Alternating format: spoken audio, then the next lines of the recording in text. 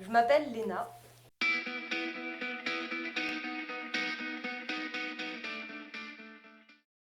C'est un vaste mot. Euh, je peux me qualifier d'artiste.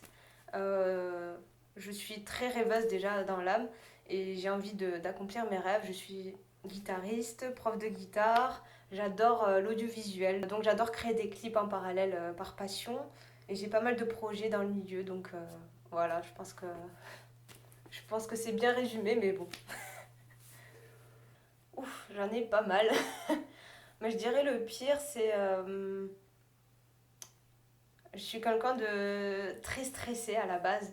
Donc ce stress peut m'envahir, notamment avant de monter sur scène et me déstabiliser. Donc c'est un très gros défaut. Je dirais que c'est le pire que j'ai me concernant, en tout cas. Ma principale qualité, c'est que je suis ambitieuse. Et quand j'ai quelque chose en tête, j'essaie de le réaliser. Donc peu importe si c'est quelque chose d'assez... je suis très mégalomane en soi, comme beaucoup d'artistes, je pense. Mais peu importe, tout ce que j'ai ici, j'essaie de réaliser ça jusqu'au bout, même si ça prendra des années. Voilà, le but c'est que tout sorte, tout ce qui sort de moi déjà se réalise dans du concret, que ce soit en image ou en musique. Quand les gens me déçoivent, je suis quelqu'un de très... je m'attache très vite aux gens, que ce soit dans le milieu professionnel ou autre, mes amis, ma famille. Et ce qui me fait de la peine, c'est quand les gens Enfin, moi en tout cas, on attend toujours un échange, quelque chose un retour. Et quand ces gens me déçoivent, ouais, c'est ça qui me fait le plus de peine. Ouais. La première chose qui me vient en tête, c'est l'amour des gens en général. Quand il y a un retour mutuel, ça peut concerner les cours de guitare dans lesquels je reçois l'amour de mes élèves, notamment quand ils sont heureux d'avoir fini quelque chose, un morceau en l'occurrence, qui sont contents de leur progression ou qui ressortent grandis d'un concert, parce que j'organise pas mal de concerts à l'année. Là déjà ça me procure énormément de joie, d'amour. Enfin, souvent je rentre en cours, je peux être fatiguée, voilà.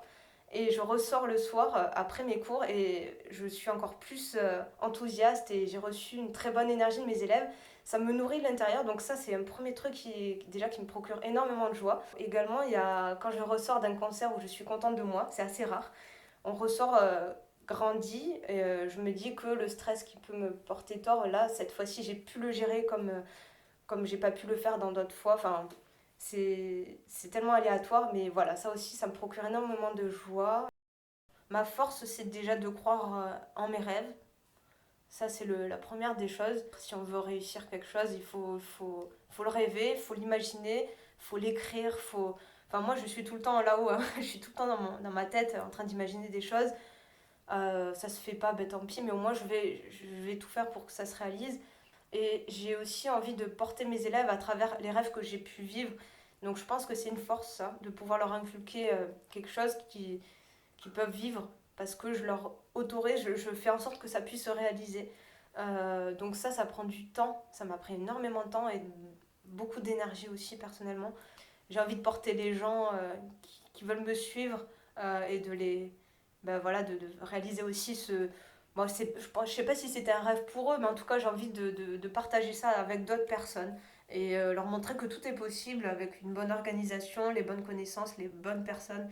Moi, en fait, il faut savoir que ma force, j'ai beaucoup de force du moment où j'ai de la volonté et que ça réunit quelque chose, mais j'arrive à imaginer par la suite, en fait, c'est... Ma force, je le rejoins avec le mot passion, parce que pour moi, ça va ensemble, en fait. Je peux pas vivre sans passion, sans porter quelque chose avec passion. Et le mot passion, c'est fort, hein, du coup. Hein. C'est ce qui nous porte plus facilement à la finalité des choses, même si parfois ça a pu prendre du temps et beaucoup d'énergie. J'ai tendance à m'oublier, mais limite à penser que je n'ai plus de corps, c'est bizarre. Pourtant, c'est sans notre corps, on ne peut rien faire. Mais j'ai toujours été comme ça, hein, je m'en rends pas compte, c'est parce que la passion prend le dessus, que du coup j'ai tendance à m'oublier au point de ne plus me nourrir ou quoi que ce soit, sauf que bah, au bout d'un moment le corps nous le fait comprendre. Mais c'est même pas volontaire, hein, simplement que je mets en avant plus la passion que moi-même. Donc, mais je pense au projet que j'ai là. que je vois là, mais moi je sais plus que j'existe en fait, mais je ne saurais comment l'expliquer, à part dire que c'est la passion qui prend le dessus. Et j'ai souvent tendance à le faire, et je continuerai encore à le faire, je pense. J'ai beaucoup évolué. Ceux qui me connaissent depuis de nombreuses années savent que je suis plus la même aujourd'hui que hier, et que je continue d'évoluer, que je fais le maximum. Certains diront que je suis courageuse avec les étapes de ma vie qui m'ont aidée à grandir, des choses très difficiles que j'ai vécues beaucoup, on va dire, j'allais dire seule, mais quand je dis seule, c'est en dehors de ma famille. Mais c'est grâce à mes amis que j'ai été accompagnée dans la majorité par mes amis en fait. Voilà, c'est grâce à eux que j'ai pu faire ces étapes-là aussi.